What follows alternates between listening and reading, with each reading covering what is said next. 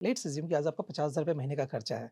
तो अगर आपने 200 गुना यानी 1 करोड़ रुपए का आपने इंश्योरेंस कवर ले रखा है, तो आपकी जो फैमिली है, वो बिल्कुल सुरक्षित है। आपका हेल्थ सही नहीं है, तो कोई भी कंपनी आपको इंश्योरेंस पॉलिसी आपको नहीं देगा। तो अच्छा। इसीलिए जितना जल्दी हो सके आपको ले लेना चाहिए। संध्या ये ना टर्म पॉलिसी हम इसको नहीं कहते हैं, इसको हम लव पॉलिसी कहते हैं। ताकि हमारे एब्सेंस में हमारी फैमिली को ये जो लव है, ये जो पैसा है, पूरी ज़िंदगी उनका टेक केयर करता रहे। इसीलिए ये टर्म लाइफ़ नहीं, ये लव लाइफ़ है। आप अपने टर्म पॉलिसीज़ के साथ कुछ राइडर्स ले सकते हैं, जैसे एक्सीडेंटल राइडर्स ले सकते हैं, हुँ। क्रिटिकल इलनेस राइडर ले सकते हैं, वेवर ऑफ प्रीमियम राइडर्स ले सकते हैं। अच्छा, हेल्थ और टर्म में आप क्या ज़्यादा सजेस्ट करेंगे कि आप पहले ये ले लीजिए? सी सबसे पहले मुझे लगता है कि हेल्थ इंश्योरेंस सबसे पहले ज़रूरी है, हुँ। उसके बाद टर्म लाइफ़, उसके बाद ले लेना चाहिए। तो जो भी आपकी मंथली एक्सपेंसेस है, उसको एक जगह आप नोट डाउन कीजिए, फिर हुँ। टर्म लीजिए। आप ऐसे मत ले लीजिए चलो आज मैंने 50 लाख का ले लिया या 1 करोड़ का ले लिया या 2 करोड़ का ले लिया, बिल्कुल भी नहीं।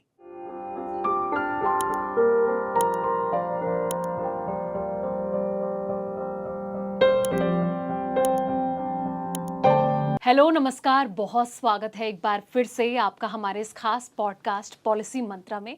मैं हूं आपके साथ संध्या बिष्ट। दोस्तों, आज हम बात करने वाले हैं एक ऐसे टॉपिक के बारे में जो आपकी ज़िंदगी से जुड़ी हुई है। जी हाँ, पैसा कमाना तो बहुत आसान होता है, लेकिन अपने जीवन की सुरक्षा करना उतना ही मुश्किल हो जाता है। तो आज का जो हमारा टॉपिक है वो है टर्म इंश्योरेंस को लेकर। कई लोग इसके बारे में जानते भी होंगे और कई लोग नहीं भी जानते हैं, लेकिन कहते हैं कि अगर जीवन को सुरक्षित रखना है तो टर्म इंश्योरेंस लेना ज़रूरी होता है, जिससे कि आपके ना रहने पर भी आपका जो परिवार है वो सुरक्षित रह सके, सिक्योर्ड रह सके। तो ये क्यों ज़रूरी है, कैसे लिया जा सकता है, इनमें किन किन चीज़ों का ध्यान रखा जाना चाहिए। हालांकि पहले भी हम इस चीज़ को लेकर एक बार बात कर चुके हैं, जो बेसिक नॉलेज होती है, लेकिन आज हम डेप्थ में जाएंगे और समझेंगे कि ये कितना ज़्यादा ज़रूरी आज के वक्त में बनता जा रहा है, जिस तरीके का सिनेरियो आजकल हम देख रहे हैं। तो इसी टॉपिक पर मेरे साथ जुड़े हैं मेरे खास गेस्ट, जिनका नाम है के प्रहलाद, को फाउंडर हैं गुल्लक थ्योरी के और साथ ही पर्सनल फाइनेंस और म्यूचुअल फंड के एक्सपर्ट हैं। बहुत स्वागत सर एक बार फिर से हमारे इस पॉडकास्ट में। टर्म इंश्योरेंस एक नया टॉपिक, इन्वेस्टमेंट की बात हम करते रहते हैं, लेकिन आज जीवन को लेकर इन्वेस्टमेंट करना कितना ज़्यादा ज़रूरी है, आपसे समझती हूँ टर्म इंश्योरेंस कितना ज़्यादा आज के वक्त में ज़रूरी बन गया है। शुक्रिया संध्या आपका हमें बुलाने के लिए। टर्म इंश्योरेंस की अगर हम बात करें, टर्म इंश्योरेंस आपकी फैमिली के लिए एक सेफ्टी नेट है। टर्म इंश्योरेंस लेने से क्या फ़ायदे हैं? अ, वो आपके इनकम को रिप्लेस करता है। कल को कुछ ऐसा अनफॉर्चुनेट इवेंट होता है, तो जो आपकी फैमिली के एक्सपेंसेस है, उसका टेक केयर कहाँ से होगा? कौन पे करेगा? जो आपके बिल्स है, जो आपके ईएमआईज़ है, जो आपके किचन एक्सपेंसेस है, तो उसको जो आपकी मंथली एक्सपेंसेस है, उसको रिप्लेस आपकी टर्म इंश्योरेंस करती है। इसको और सरल भाषा में कहें तो ये आप अपने सैलरी को इंश्योर्ड करते हो टर्म लाइफ लेके। आपने सैलरी की बात की, मान लीजिए कोई इंसान मतलब 30,000 कमा रहा है या 50,000 कमा रहा है, तो उसको किस तरीके से, अगर वो टर्म प्लान के बारे में सोच रहा है, तो क्या उसको ध्यान में रखना चाहिए और क्या उसे लेना चाहिए, किस बिल्कुल, तरीके से? सी अगर कोई 50,000 रुपये कमा रहा है, 1 हुँ। लाख रुपए कमा रहा है, तो उनके एक सर्टेन एक्सपेंसेस है, राइट? वो इनकम आ रहा है तो एक्सपेंसेस हो रहा है। अगर इनकम आना बंद हो जाए, तो फिर एक्सपेंसेस कहाँ से होगा? हुँ। क्योंकि उनकी ऊपर उनकी फैमिली की ज़िम्मेदारी है, फ़ाइनेंशियल ज़िम्मेदारी है, फ़ाइनेंशियल रिस्पॉन्सिबिलिटीज़ है। किन-किन रिस्पॉन्सिबिलिटी हो सकती है? उनकी स्पाउस की हो सकते हैं, हाँ। पेरेंट्स का हो सकता है, बच्चे का हो सकता है। तो वो पैसा कहाँ से आएगा? अगर वो उन्होंने अगर टर्म लाइफ नहीं ले रखा है तो। तो अगर हम देखें, तो जो इन्वेस्टमेंट एक्सपर्ट है वो ये कहते हैं कि जो भी हमारी मंथली एक्सपेंसेस है, उसका 200 टाइम्स होना चाहिए इंश्योरेंस कवर। हुँ। अगर मान लेते हैं किसी का घर का खर्चा महीने का 50,000 रुपये है, वो 50,000 रुपीज़ कहाँ जाता है? घर के हाउस होल्ड एक्सपेंसेस में, किचन एक्सपेंसेस में, है ना? बच्चे के स्कूल फ़ी में। हुँ। अगर 50,000 रुपीज़ महीने का खर्चा है, तो कम से कम 200 गुना उसका इंश्योरेंस कवर होना चाहिए। लेट्स अज्यूम कि आज आपका 50,000 रुपये महीने का खर्चा है, तो अगर आपने 200 गुना यानी 1 करोड़ रुपए का आपने इंश्योरेंस कवर ले रखा है, तो आपकी जो फैमिली है, वो बिल्कुल सुरक्षित है। हुँ। वो क्यों सुरक्षित है? कि कल को आपके एब्सेंस में वो 1 करोड़ रुपए आपकी फैमिली को आ जाएगा, वो 1 करोड़ रुपए आपकी फैमिली कहीं भी इन्वेस्ट कर दे तो 6% का ब्याज है, तो 6% of 1 crore is equal to 6 lakh rupees per annum. उसको आप 12 से डिवाइड कर दीजिए, 12 महीने होते हैं तो 50,000 रुपये हर महीने आपके एब्सेंस में आपकी फैमिली को मिलता रहेगा। तो अगर हम एक फार्मूला की बात करें तो जो भी महीने का खर्चा है उसका 200 गुना तो कम से कम इंश्योरेंस कवर होना चाहिए। देखिए प्रहलाद जी, बहुत सारे सवाल ना अभी मेरे जहन में आ रहे हैं, लेकिन मैं चाहूँगी कि मैं एक एक करके पूछूं। अच्छा, सबसे पहले मैं ये सोचूं, एज फैक्टर कितना मैटर करता है? अगर टर्म इंश्योरेंस कोई ले रहा है तो हर कोई कहता है ना कि टाइम रहते ले लो, जितनी कम एज होगी उतना बेनिफिट आपको मिलेगा। किसी भी इंश्योरेंस पॉलिसीज़ के लिए ना जितना जल्दी, जितनी कम उम्र में आप लेंगे ना उतना सस्ता होगा, क्योंकि उम्र के साथ साथ इंश्योरेंस प्रीमियम भी महंगा होता जाता है। कभी भी कोई भी पॉलिसीज़ लेने के लिए 2 चीज़ें आपकी चाहिए होती है। पहला आपकी इनकम, दूसरा आपका हेल्थ, राइट। अगर आपका हेल्थ सही नहीं है तो कोई भी कंपनी आपको इंश्योरेंस पॉलिसी आपको नहीं देगा। अच्छा। तो इसलिए जितना जल्दी हो सके आपको ले लेना चाहिए। मैं तो ये कहता हूँ कि जैसे ही पहली आपकी नौकरी लगती है ना, आपको टर्म लाइफ ले लेना चाहिए। प्रहलाद जी, बहुत सारे लोगों को ना पता ही नहीं है कि टर्म लाइफ क्या होता है। बहुत सारे कैजुअलिटी से लेते हैं कि अरे इसकी जगह कोई और इंश्योरेंस ले लेते हैं। तो मतलब मैं ये जानना चाहूँगी कि ये जो इंश्योरेंस है ये बाकी इंश्योरेंस से कितना अलग है? सही, हिंदुस्तान में देखें तो मल्टीपल टाइप्स के इंश्योरेंस होते हैं, जैसे फायर इंश्योरेंस हो गया, राइट, एक्सीडेंटल इंश्योरेंस हो गया, आप कार लेते तो कार इंश्योरेंस हो गया, लाइफ इंश्योरेंस हो गया। उसी तरीके से टर्म इंश्योरेंस है। टर्म इंश्योरेंस आपकी इनकम को रिप्लेस करने का सबसे बढ़िया पॉलिसी है। हम घर का इंश्योरेंस क्यों लेते हैं कि कल को अगर बाढ़ आ गया, आग लग गई, कुछ भी मिसहैपनिंग हो गया तो जितने एक आपने बीमा ले रखा है घर का वो आपको मिल जाएगा, उससे आप नया घर बना सकते हैं, है ना। या अगर आप फैक्ट्री चलाते हैं तो आप मशीन्स का करते हैं इंश्योरेंस, स्टॉक्स का करते हैं, क्यों करते हैं? कल को कुछ ऐसा अनफॉर्चुनेट इवेंट होता है तो उसका टेक केयर आप कर सकते हैं। उसी तरीके से हम लोग एक मनी मेकिंग मशीन भी है ना। पूरे महीने हम काम करते हैं, यही होता है ना। अगर ये मशीन ब्रेक डाउन हो जाता है, कल को हम कमाने के लायक नहीं बचते, तो जो हमारे ऊपर जिनकी डिपेंडेंसी है, चाहे वो पेरेंट्स की हो, बच्चे की हो, वाइफ की हो, फिर वो पैसा कहाँ से आएगा? तो उसी को प्रोटेक्ट करने के लिए हम टर्म लाइफ लेते हैं। लेकिन कई लोग ये सोचते हैं ना कि इसमें तो सिर्फ लगाना पड़ता है अपनी जेब से, लेकिन अब कब मौत आएगी या कब कुछ मिस हैपनिंग हमारे साथ होती है, तो ऐसा कुछ अगर नहीं होता है तो कई लोग सोचते हैं कि इसमें क्यों पैसा खर्च किया जाए अपनी जेब बिल्कुल से। बिल्कुल बिल्कुल। सी, कभी भी लोग इंश्योरेंस इसलिए नहीं लेता कि हमें उसका बेनिफिट मिले। हम सीट बेल्ट क्यों लगाते हैं? सीट बेल्ट इसीलिए हम लगाते हैं कि कल को कुछ ऐसा गाड़ी एक्सीडेंट करती तो हमारी सेफ्टी नेट रहे, है ना। हम ये तो नहीं चाहते कि हम सीट बेल्ट लगा कर मेरी गाड़ी एक्सीडेंट हो जाए। उसी तरीके से टर्म प्लान हम इसलिए नहीं लेते हैं कि हमें उसका बीमा क्लेम मिले। हम टर्म लाइफ इसलिए लेते हैं कि कल को अगर कुछ ऐसा सी, मौत तो निश्चित है, कब कहाँ ये पता नहीं है, बट ये कंफर्म तो है ही ना। तो वो जो एक डर और है, आजकल आप देख भी रहे हैं कितनी चीजें हो रही हैं, मतलब अचानक से बच्चों को भी अब हार्ट अटैक की कितनी सारी प्रॉब्लम हो रही है, कितने केसेस ऐसे आ गए। बिल्कुल सही कह रहे हैं। आज के डेट में 40s 50s में काफ़ी मौतें हो रही है, काफ़ी क्लेम्स कंपनी के पास आ रही है। उसके पीछे रीज़न क्या है? उसके पीछे हो सकता है रीज़न लाइफ स्टाइल भी हो, लेकिन जाने वाले तो चले गए, बट उनके पीछे, उनके एब्सेंस में जो उनकी फैमिली है उनका टेक केयर कहाँ से होगा? तो बीमा लेने का जो सही टाइम है ना, जब आपको लगता है कि आपकी नौकरी स्टार्ट हो गई है, आप अपने काम करना शुरू कर दिया है, या जब आपको लगता है कि आपके ऊपर डिपेंडेंसी लोगों की है, फैमिली की है, तो आपको ले लेना चाहिए। प्रहलाद जी, कई लोग ना कंफ्यूज होते हैं टर्म को लेकर और लाइफ को लेकर कि ये दोनों इंश्योरेंस कहीं एक जैसे तो नहीं है। कई लोग ये सोचते हैं टर्म की जगह लाइफ ले लेते हैं। तो मैं चाहूँगी कि एक बार हमारे व्यूवर्स को बताएं कि इन दोनों में डिफरेंस क्या है। देखिए, टर्म इंश्योरेंस और लाइफ इंश्योरेंस में क्या फ़र्क है? वही फ़र्क है जो एक रेंटल हाउस में है और एक ईएमआई वाले हाउस में है।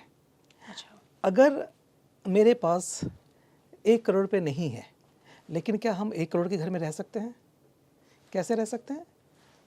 रेंट पे करके रह सकते हैं ना। और 1 करोड़ के घर का जो रेंट है वो कितना आएगा? शायद 20-25 हज़ार रुपये महीने का रेंट आएगा, यही आएगा ना, यही आएगा। तो इट्स अ टर्म लाइफ। मेरे पास में 1 करोड़ रुपये नहीं है, लेकिन मैं 1 करोड़ रुपये की सेफ्टी नेट ले सकता हूँ, उसका रेंट पे करके, यानी उसका प्रीमियम पे करके, है ना। अगर मेरे पास 1 करोड़ रुपये है तो मैं क्या करूँगा? फिर मैं एक 1 करोड़ रुपये का घर ले लूँगा या 1.5 करोड़ रुपये का घर ले लूँगा, 1 करोड़ मैं खुद दे दूंगा, 50 लाख रुपए मैं बैंक से फिनांस करके उसका ईएमआई देना शुरू कर दूंगा। तो ये लाइफ इंश्योरेंस हो गया। लाइफ इंश्योरेंस के अंदर क्या होता है कि आपको मैच्योरिटी अमाउंट भी मिलता है। एक आप ईएमआई पे करते हो सर्टेन ईयर्स तक, फिर वो पॉलिसी मैच्योर हो जाता है, फिर वो उसके पैसे आपको मिल जाता है। तो ये लाइफ इंश्योरेंस हो गया। टर्म पॉलिसी के अंदर मैच्योरिटी पे कोई अमाउंट नहीं मिलता।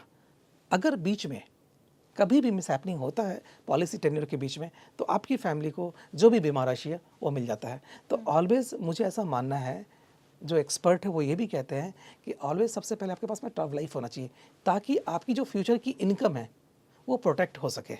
अगर आपकी फ्यूचर की इनकम प्रोटेक्ट है तो बहुत ही अच्छा है, नहीं है तो शायद आपके एब्सेंस में आपकी फैमिली के लिए दिक्कत भी आ सकती है। जैसे कि जाहिर सी बात है कि अगर टर्म लाइफ आज के वक्त में कितना ज़्यादा ज़रूरी हो जाता है, लेकिन कितने टाइम ड्यूरेशन इसमें हो सकता है कि कितने टाइम तक आपके हिसाब से सही रहेगा कि अगर कोई ले रहा है टर्म इंश्योरेंस? तो देखिए, आज के डेट में कुछ कंपनियां 100 ईयर्स तक आपको इंश्योर करती है, कुछ कंपनियां 85 साल तक आपको इंश्योर करती है। बट मेरा ऐसा मानना है कि पॉलिसी का जो टेन्योर होना चाहिए वो आपके रिस्पॉन्सिबिलिटी के साथ होना चाहिए। आपको लगता है कि अगर आपकी रिस्पॉन्सिबिलिटी, फाइनेंशियल रिस्पॉन्सिबिलिटी 65-70 के एज तक अगर पूरी हो जाती है तो शायद उससे आगे लेने की ज़रूरत नहीं है।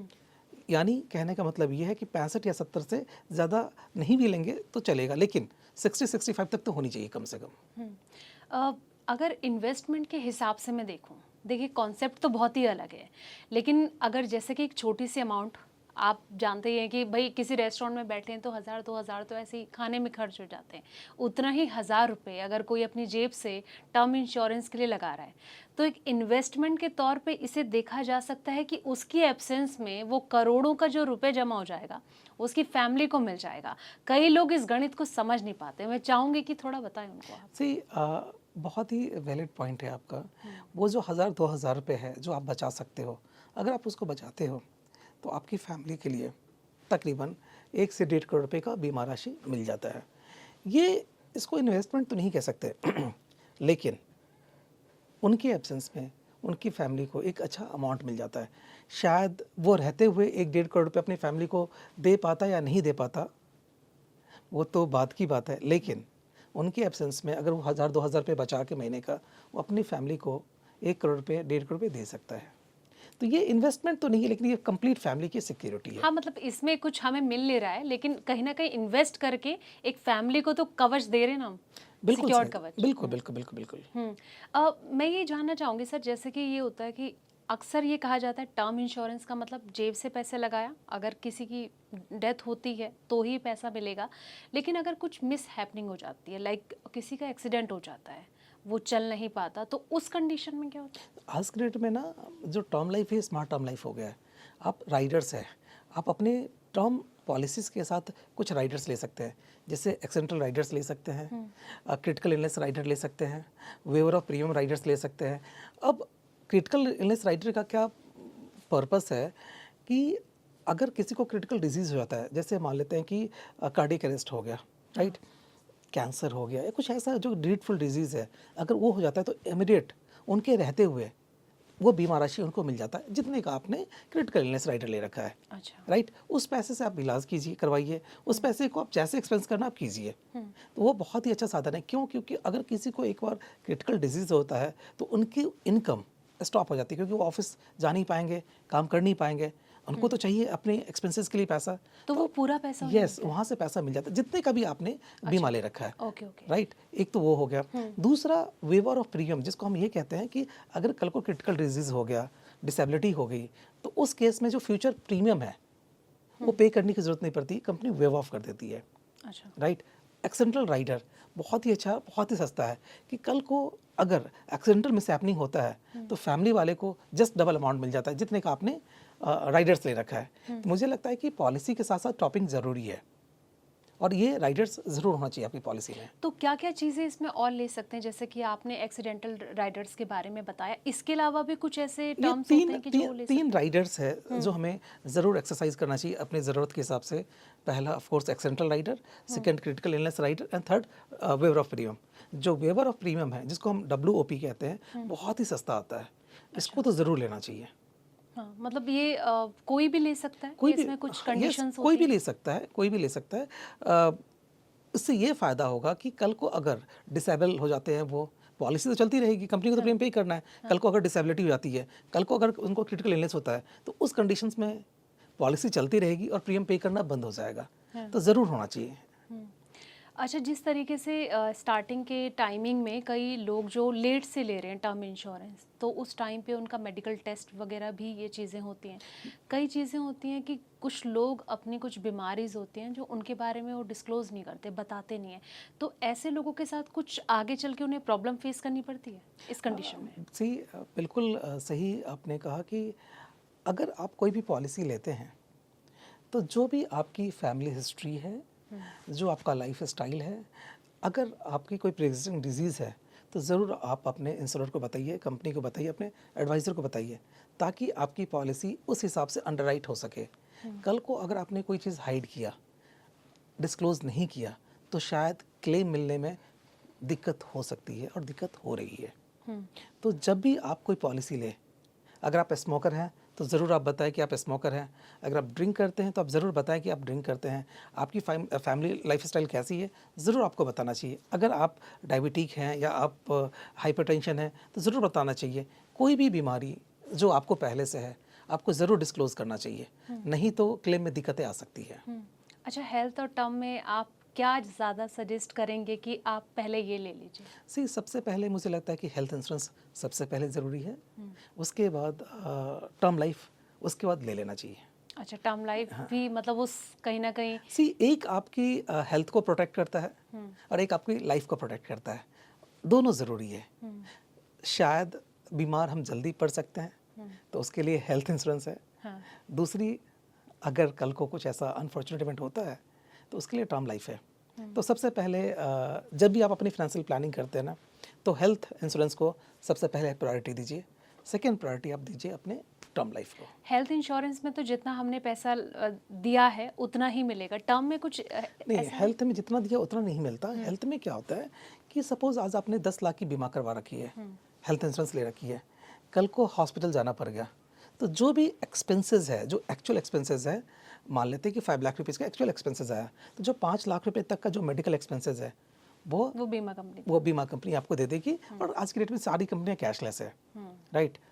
5 लाख रुपीज़ आपका उसमें बच गया। फ्यूचर में कभी भी उस साल अगर आप एडमिट होते हैं तो 10 लाख रुपए तक का आपको बीमा मिल जाता है। वहाँ पे आपके पॉकेट में पैसा नहीं आता, वो आपके मेडिकल के एक्सपेंसेस को का टेक केयर करता है वो। और टर्म में फिर ये होता है कि जितना हम जेब से लगा रहे हैं उतनी ही अमाउंट मिलेगी, या फिर कुछ? नहीं, टर्म लाइफ के अंदर जितने का हमने बीमा ले रखा है, सपोज हमने 1 करोड़ रुपए का बीमा ले रखा है, 1 करोड़ रुपए के लिए आपको कितना प्रीमियम पे करना है साल का? शायद 20,000 रुपये, 25,000 रुपये, राइट। लेकिन कल को अगर मिसहैपनिंग होती है तो पूरा का पूरा पैसा, पूरा 1 करोड़ रुपये टैक्स फ्री आपकी फैमिली को मिल जाएगा और उस पर कोई टैक्स पे करने की भी जरूरत नहीं पड़ती। अच्छा, इस कंडीशन में जैसे कि आपने कहा कि 1 करोड़ जो मान लीजिए जो भी लमसम उनकी अमाउंट बनती है, वो क्लेम के लिए फिर क्या प्रोसेस होता है? कि मतलब उन्हें मंथली दिया जाता है, एक साथ पूरा अमाउंट मिलता है, फिर वो क्लेम प्रोसेस कैसा होता है? उसमें ना ऑप्शंस है। जब भी आप पॉलिसी फॉर्म साइन करते हैं ना, वहाँ पे ऑप्शंस आता है। हर पॉलिसी की अपनी अलग अलग खासियत है, अलग अलग प्रोसीडिंग्स है कि आप क्लेम के टाइम पे, क्लेम्स में आप क्या लेंगे। आप 100% पैसा लेना चाहते हैं, क्लेम अमाउंट लेना चाहते हैं, या आप उसको मंथली में कन्वर्ट करना चाहते हैं, वो डिपेंड करता है। जब भी कोई क्लेम आता है तो जो क्लेमेंट है उनको सर्टेन डॉक्यूमेंट्स सबमिट करना होता है।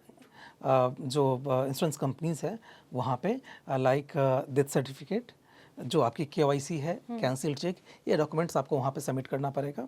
उसके बाद जब पॉलिसी ली गई होगी तो वहाँ पे उन्होंने ऑप्शन टिक किया होगा कि जो क्लेम है उनको लमसम चाहिए या इंस्टॉलमेंट में चाहिए, तो जो भी ऑप्शंस उन्होंने ऑप्ट किया होगा उस हिसाब से उनको मिल जाएगा और बहुत ही इजी प्रोसेस है। प्रहलाद जी, एक सवाल ये भी कि अगर कोई टर्म इंश्योरेंस ले रहा है तो कोई नॉमिनी है, तो कितने नॉमिनी हो सकते हैं इसमें? मल्टीपल नॉमिनी हो सकते हैं, वो आपके ऊपर डिपेंड करता है कि आप कितने नॉमिनी बना सकते हैं, बनाना चाहते हैं। 1, 2, 3, 4, 5 जितने भी नॉमिनी चाहे उस हिसाब से आप अपने हिसाब से उसको डिस्ट्रीब्यूट भी कर सकते हैं। नॉर्मली 90% केसेस ऐसा देखा गया है कि लोग स्पाउस को नॉमिनी बनाते हैं 100%। आप बच्चे को भी बना सकते हैं, आप पेरेंट्स को भी बना सकते हैं। बट आइडियली ये होता है कि अगर पेरेंट्स की भी डिपेंडेंसी आपके ऊपर है और वाइफ की भी डिपेंडेंसी आपके ऊपर है, तो मुझे ऐसा लगता है कि 50-50 कर देना चाहिए। क्योंकि अच्छा। क्योंकि कल को हमारे एब्सेंस में कोई प्रॉब्लम ना हो, राइट, एक सर्टेन शेयर में दोनों को मिल जाए। पेरेंट्स की भी लाइफ है, आगे की लाइफ है, वाइफ की भी आगे की लाइफ है, या स्पाउस की भी आगे की लाइफ है, तो उस परसेंटेज में हमें डिसाइड कर लेना चाहिए, और पहले करने से ये फ़ायदा है। तो मतलब इस चीज़ का पूरे परिवार को बेनिफिट मिल सकता है, बिल्कुल मिल सकता है, बिल्कुल मिल एक सकता है। इंसान की एब्सेंस में। Yes yes yes. और नॉर्मली आप कभी भी चेंज कर सकते हैं, अच्छा, चेंज भी हो सकता कभी भी है। चेंज कर सकते हैं। आज आप पॉलिसी लेते हैं, आज आप सिंगल हैं, राइट, कल को शादी होती है तो आप अपने नॉमिनी को चेंज कर सकते हैं। तो कभी भी आपके मल्टीपल टाइम्स आप नॉमिनी चेंज कर सकते हैं। अच्छा, जो ये प्रीमियम है, इसमें कुछ चेंजेस हो सकता है या कि एक बार जो अमाउंट लगा दी है तो उतनी ही हमें फिल जिस करनी एज है? में आप पॉलिसी लेते हैं उस एज में वो फ्रीज हो जाता है, वो फिक्स हो जाता है प्रीमियम, हाँ। आगे कभी नहीं बढ़ता प्रीमियम। तो मतलब वही चीज़ है कि एक बार जो हमने अमाउंट दे दी है तो फ्रीज होके फिर उसके बाद अगर हम सोचें कि ठीक है अभी हम 1,000 रुपये महीने के दे रहे हैं, तो इन फ्यूचर अगर हमारी सैलरी अच्छी होती है या इनकम हमारे रिसोर्सेज अच्छे होते हैं तो फिर हम सोचें कि 5,000 रुपये दे दें, तो ऐसी कोई मतलब नहीं, इसमें- ऐसी जब भी कोई भी पॉलिसी लेते हैं ना, 1 करोड़ की हमने बीमा ली है, उसका एक सर्टेन प्रीमियम है, मान लेते 20,000 रुपीज़ प्रीमियम है साल का, तो वो 20,000 रुपये ही रहेगा जब तक कि वो पॉलिसी चलती रहेगी। उसमें दो टाइप के प्रीमियम पे करने का ऑप्शंस है, या तो आप हर साल पे कीजिए जब तक पॉलिसी चलती है। दूसरा जो उसमें आता है वो आता है लिमिटेड पे। लिमिटेड पे में आप चूज़ करते हैं कि आपको 5 साल पे करना है, 10 साल पे करना है, या 15 साल पे करना है, वो आपके ऊपर डिपेंड करता है। जो भी आपने चूज़ किया उतने साल तक आपको पे करना है और सेम प्रीमियम पे करना है। कभी भी प्रीमियम में कोई चेंजेस नहीं आ सकता है। हाँ, हो सकता है जीएसटी जो उस प्रीमियम पे लगता है कम या ज़्यादा हो सकता है, डिपेंड्स सरकार के ऊपर, अदरवाइज प्रीमियम के अंदर कोई चेंजेस नहीं आएगा। प्रहलाद जी, जिस तरीके से हम देख रहे हैं कि कोई अगर टर्म प्लान ले रहा है तो टर्म प्लान लेते हुए ना कई लोग बहुत तरह की गलतियां कर जाते हैं, तो मैं चाहूँगी कि आप उन लोगों को बताएं कि किन किन गलतियों से आपको बचना है जिससे कि आपका जो टर्म प्लान है उसमें कोई प्रॉब्लम आपको इन फ्यूचर ना आए। आप सबसे पहले आप ये कैलकुलेट कीजिए कि आपकी रिस्पॉन्सिबिलिटी क्या क्या है, जो फ्यूचर के एक्सपेंसेस है। फ्यूचर के एक्सपेंसेस क्या क्या हो सकते हैं? आपके बच्चे की शादी हो सकती है, बच्चे का एजुकेशन हो सकता है, पेरेंट्स के एक्सपेंसेस हो सकते हैं, राइट। अगर आपने कोई होम लोन ले रखा है तो उसके जो ईएमआईज़ है वो आपके लिए रिस्पॉन्सिबिलिटी है। तो ये सारी की सारी रिस्पॉन्सिबिलिटी जो फ्यूचर में आपको सेटल करना है, इसको आपको इंश्योर करना ज़्यादा ज़रूरी है। उसके अलावा जो आज के आपके एक्सपेंसेस है, जो बच्चे का स्कूल फ़ी है, तो जो भी आपकी मंथली एक्सपेंसेस है उसको एक जगह आप नोट डाउन कीजिए, फिर टर्म लीजिए। आप ऐसे मत ले लीजिए चलो आज मैंने 50 लाख का ले लिया, या 1 करोड़ का ले लिया, या 2 करोड़ का ले लिया, बिल्कुल भी नहीं। सी, टर्म लाइफ लेने के जो तरीके हैं ना, बहुत ही सिंपल तरीके हैं। जो भी आपके महीने का खर्चा है उसका 200 टाइम्स तो कम से कम होना चाहिए, अच्छा, राइट। वो आपकी इमिडिएट एक्सपेंसेस को रिप्लेस करता है, राइट। और मैक्सिमम कितना होना चाहिए? तो जो भी आप फ्यूचर में अर्न करेंगे, लेट्स अज्यूम कि आज मैं 40 ईयर्स का हूँ, नेक्स्ट 20 ईयर्स तक तो मैं काम करूँगा ना, तो जो भी आज मैं अर्न करता हूँ इनटू 20 टाइम्स, ये मेरा फ्यूचर इनकम हो गया। अगर कल को मैं घर नहीं पहुँच पाता हूँ तो मेरे एब्सेंस में मेरी फैमिली को जो मैं 20 ईयर्स में अर्न करके दूंगा उसका नुकसान हो जाएगा। तो 20 गुना जितने साल बचे हुए मेरे काम करने के लिए, उतना तो कम से कम होना चाहिए। अच्छा, तो मतलब इन चीज़ों को अगर वो फॉलो करे तो उसके लिए बेहतर हो जी। और साथ में जो भी आपकी हेल्थ इश्यूज़ है, मेडिकल इश्यूज़ हैं, वो भी आपको डिस्क्लोज़ करना चाहिए। अगर आप स्मोकर है, नॉन स्मोकर है, ड्रिंक लेते हैं, नहीं लेते हैं, फैमिली लाइफस्टाइल क्या है, ये सब चीज़ अपनी पॉलिसीज़ में सही सही जानकारी देनी चाहिए, ताकि जिस पर्पस के लिए आप ले रहे हैं पॉलिसी, वो पर्पस फुलफिल हो सके। लेकिन कई लोग अक्सर ये गलती हालांकि देखते हैं कि कर जाते हैं, और कई एक्सपर्ट भी ये कहते हैं कि थोड़ा ध्यान रखो इस चीज़ में।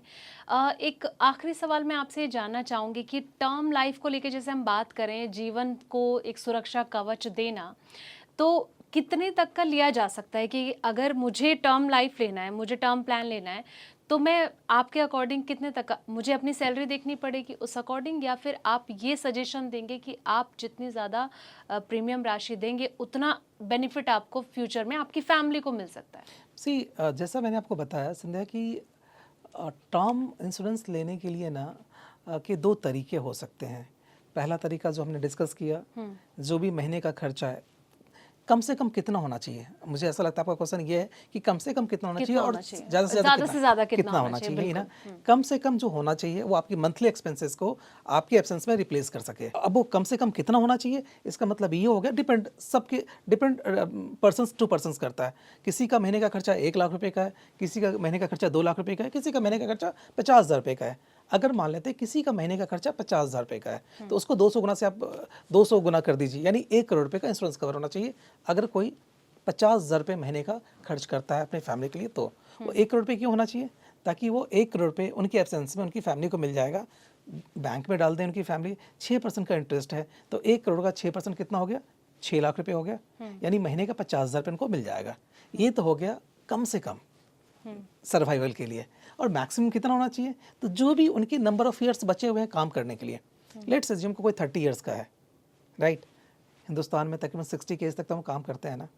अगर आज उनका इनकम 1 लाख रुपये महीने का है, 30 साल वो काम करेंगे, है ना? तो तकरीबन अपने इनकम का 30 गुना यानी 30 करोड़ रुपए तक का उनको कवर लेना चाहिए, जो मैक्सिमम है। हाँ। मैक्सिमम जो भी नंबर ऑफ ईयर्स बचे हुए ना, तब तक तो उनका होना चाहिए। प्रहलाद जी, एक सवाल और मेरा जहन में उठ गया है कि टर्म इंश्योरेंस में जो टैक्स बेनिफिट है, इससे क्या क्या फ़ायदा मिल सकता है? सी टैक्स की बात करें तो जो भी प्रीमियम आप पे करते हो ना, अप टू 1.5 लाख रुपीज़ तक अंडर सेक्शन 80C में आप उसका बेनिफिट ले सकते हैं। तो ये 80C का बेनिफिट मिल गया। एंड कल को अगर कोई क्लेम्स आता है तो उनकी नॉमिनी के पास जो आएगा ना, वो 100% टैक्स फ्री होगा। तो इसमें दोनों तरीके से टैक्स बेनिफिट है। पहला, जो आप प्रीमियम पे करोगे उसमें 1.5 लाख रुपए तक का आपको टैक्स बेनिफिट मिल जाएगा। दूसरा, जो क्लेम आएगा उस पर भी टैक्स का बेनिफिट मिल जाता है। अच्छा, तो दोनों तरीके से? यस यस, टैक्स के हिसाब से तो बहुत ही बढ़िया है। अच्छा, तो मतलब वो ले सकते हैं, ये सोचने की ज़रूरत नहीं पड़ेगी उन्हें कि इस चीज़ से हमारा पैसा कट सकता है। नहीं, बिल्कुल नहीं, बिल्कुल नहीं, बिल्कुल नहीं। टैक्स के हिसाब से भी ज़रूरी है। बिल्कुल बिल्कुल। तो बहुत बहुत शुक्रिया हमारे दर्शकों को एक बार फिर से टर्म इंश्योरेंस के बारे में बताने के लिए। उम्मीद है कि जो दर्शक इस वक्त हमें देख रहे हैं उनको समझ आया होगा कि आज के वक्त में इस भागदौड़ भरी ज़िंदगी में टर्म इंश्योरेंस कितना ज़्यादा ज़रूरी है, क्योंकि आपके एब्सेंस में वो टर्म इंश्योरेंस अगर आप लेते हैं, आपकी फैमिली के लिए वो सुरक्षा कवच बनकर सामने आता है। तो अगर आपका कोई भी सवाल है इस पॉडकास्ट से जुड़ा, इस टॉपिक से जुड़ा हुआ, तो आप कमेंट सेक्शन में जाएं, अपना सवाल पूछेंगे। आपकी कोई भी राय है तो आप अपनी राय भी लिख सकते हैं। उम्मीद है कि प्रहलाद जी उन सवालों का जवाब आप तक दे सकें। इस वीडियो में फ़िलहाल इतना ही, इस पॉडकास्ट में इतना ही। फिर मिलेंगे अगले पॉडकास्ट में नए टॉपिक के साथ, इंटरेस्टिंग टॉपिक के साथ। अब तक के लिए मुझे दीजिए इजाज़त। नमस्कार।